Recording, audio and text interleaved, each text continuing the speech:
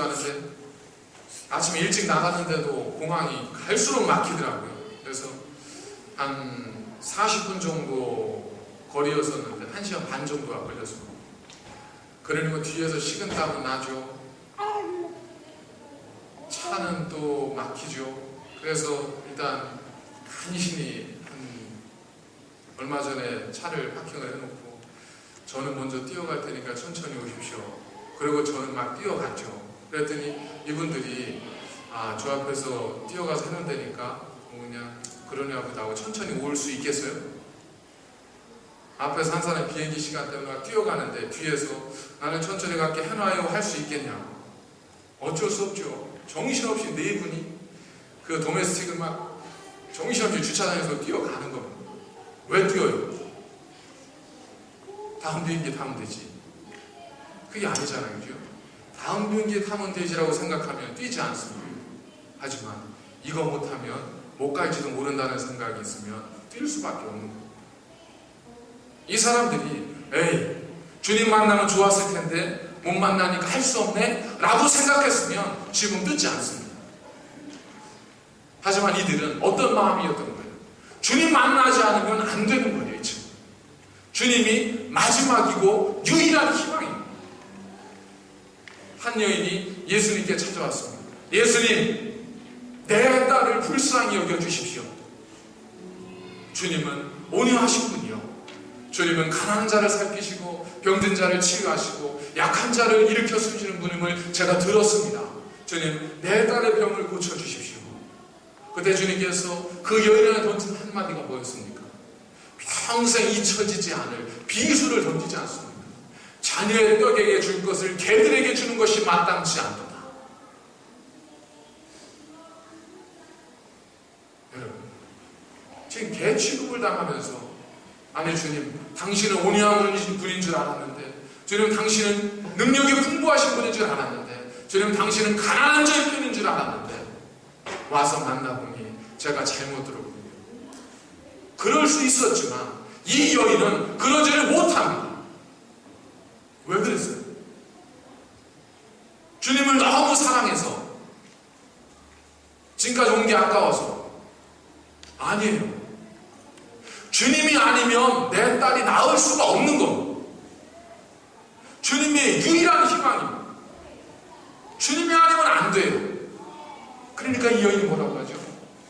주여, 옳소이다. 주님 맞습니다. 하지만 개들도 제 주인의 상에서 떨어지는 부스러기를 먹습니다. 주님께서 뭘 칭찬하십니까? 여인아, 내 믿음이 크구나. 믿음이란 뭘까요? 믿음이란 믿습니다 외치는 게 믿음이 아닙니다. 믿음이란 믿는 대로 살아갈 수밖에 없는 것이 믿음입니다. 우리가 믿는다고 한다면, 정말 믿는다고 한다면 우리는 믿는 대로 살 수밖에 없는 겁니다. 내가 믿는다고 하면서 다른 길을 걸어갈 수가 없는 겁니다. 생각해 보십시오. 이분이 오늘 이러고 있다가 떠나가 버리면 내 친구는 기회가 없는 거예요. 평생 이렇게 살아야 되는 거예요. 그러니까 어떻게 해서든 주님을 만나야 되는 겁니다.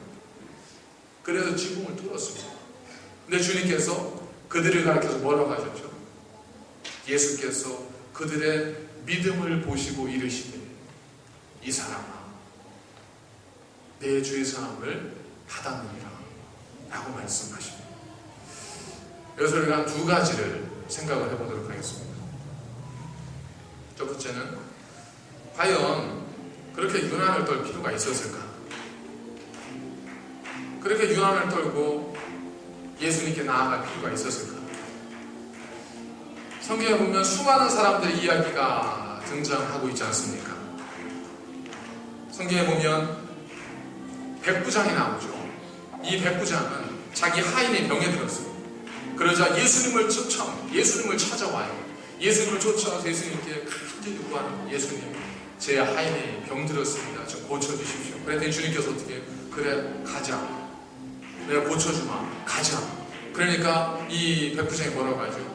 주여, 저도 사람들을 거느리는 자라 저도 알 수 있습니다. 주님, 주님께서 내 집에 오는 것을 제가 감당치 못하겠습니다. 그러니까 뭐예요? 주님 같은 분이 부족한 내 집에 오는 것 직접 오시지 않으셔도 주님께서 말씀만 하시면 내 하인의 병이 나을 줄로 믿습니다. 그랬더니 주님께서 내가 이 온 동네에서 이만한 믿음을 내가 본 적이 없도다 하면서 가라, 병이 나았도다. 그가 돌아가는 순간 집에서 사람이 와서 만나지 않습니까? 그러면서 주인님, 그 친구의 병이 나았습니다. 그러지 않습니까?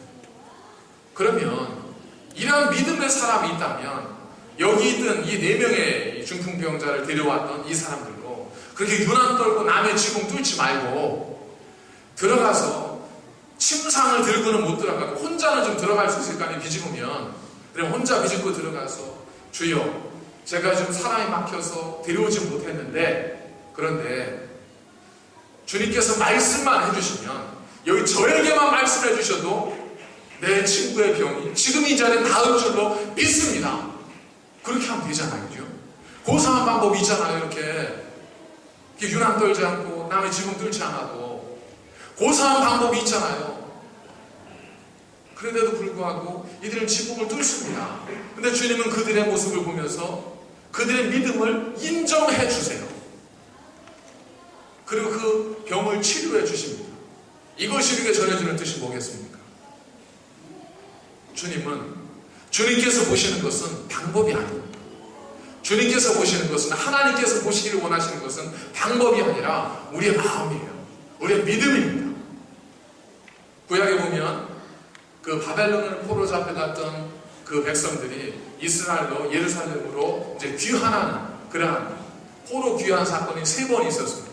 두 번째, 에스라가 이 백성들이 끌고 예루살렘으로 돌아올 때 왕이 에스라에게 갔다 와라 그렇게 이야기를 하죠. 근데 에스라가 한참을 가다가 아하스강가에서 이 에스라가 엎드려서 하나님께 간절히 기도합니다. 뭐 때문에 기도했냐? 하나님, 우리가 가는 길에 도적들도 많고 정말 여러 가지 많은 불량배들이 참 많습니다. 또 다른 민족들도 많습니다. 그들에게 우리가 하나님의 거룩한 성전의 봉헌의 예물을 빼앗기지 않도록 하시고 우리 가족들이 고난당하지 않도록 도와주십시오. 간절히 거기서 기도하여 금식하면서. 근데 사실 어떤 일이 있었냐면 에스라 성경 그 8장 이전을 보시면 왕이 에스라로 하여금 예루살렘에 가도록 허락할 때에 에스라에게 내가 너에게 군대 붙여주마 그랬어요. 그랬더니 에스라가 뭐라고 했죠? 아닙니다. 우리의 하나님 만군의 여호와는 하나님의 백성들이 가는 길을 지켜주실 것입니다. 우리는 왕의 군대가 필요 없습니다. 라고 이야기하고 나왔어요. 나왔는데 보니까 사실 걱정도 되는 거예요. 그래서 어떻게 해요? 강가에서 금식하면서 하나님께 간절히 기도하는 겁니다. 그러다가 3차 포로가 또다시 예루살렘에 귀환할 때 느헤미야가 데려가죠. 느헤미야가 데려가는데 느헤미야가 간절히 하나님께 기도하고 왕 앞에 나아가서 왕에게 뭘 요청하냐면 너 청이 있으면 얘기해봐라 그랬더니 왕이시여 나에게 은혜를 베푸시거든 하면서 이야기하는 것이 뭐였었냐면 저에게 조서를 내려주셔서 그래서 제가 가는 곳에 있는 서쪽의 모든 총독들이 조서를 보고 제 길을 열어주게 해주십시오. 그리고 군사도 붙여주셔서 그 군사들로 인해서 우리가 어떤 도적들로부터도 보호받도록 해주십시오. 라고 이 느헤미야가 부탁합니다. 그래서 그 왕이 조서를 써줬고 군대와 마병을 붙여줬고 그들과 사용할 수 있는 은과 금과 모든 보물을 이 느헤미야와 그 백성들의 손에 다 쥐어줍니다. 자, 이 에스라와 느헤미야 누구의 믿음이 더 클까요? 누구의 믿음이 더 클까요? 그렇죠. 우리는 그렇게 자꾸 봐요. 그런데 성경에서 말씀하고 있는 건 뭐예요? 하나님께서 우리에게 원하시는 것은 방법에 관한 문제가 아닙니다. 하나님 원하시는 것은 우리의 믿음이에요. 에스라는 그 믿음이 있었어요. 에스라는 주님 왕이시여 군대가 없어도 하나님께서 우리를 지켜주실 겁니다. 걱정하지 마십시오. 이 믿음이 에스에게 있었습니다. 에스라에게. 그 믿음 가지고 간 거예요. 그랬더니 하나님께서 지켜주시지 않습니까? 느헤미야는 그런 믿음도 있을 수 있었겠지만 그는 모든 걸 철저하게 준비하고 계획하고 생각했어요. 그래서 왕이시여 저에게 군대를 붙여주시면 저희들이 편안하게 갈 수 있을 것 같습니다. 그걸 기도하면서 하나님께 기도하면서 왕 앞에 나아가서 왕에게 구했다. 하나님께서 보신 것은 뭐예요? 어떤 방법이 아닙니다. 그 믿음이에요. 그들 속에 있는 믿음을 보시고 하나님을 의지하는 그들의 믿음을 보시고 에사의 길을 인도하시고 느헤미야의 길을 인도해 주셨습니다. 우연히 있는 것이 아닙니다. 하나님 보시는 것은 언제나 우리의 믿음입니다. 우리의 간절함입니다. 이 중풍병자를 데리고 왔던 사람들처럼 우리에게 필요한 것은 어쩌면 그들이 가졌던 간절함이지 않을까. 지붕을 뚫을 수 있는 열정이 아니라 간절함. 하나님, 당신이 아니면 안 됩니다. 오늘이 아니면 안 됩니다. 물론 내일도 오겠죠. 내일도 태양은 뜨겠죠. 하지만 그리스도인으로 산다는 것은, 하나님의 말씀으로 산다는 것은 무엇이겠습니까? 하나님께서 주신 오늘을 가장 값지게 사는 겁니다.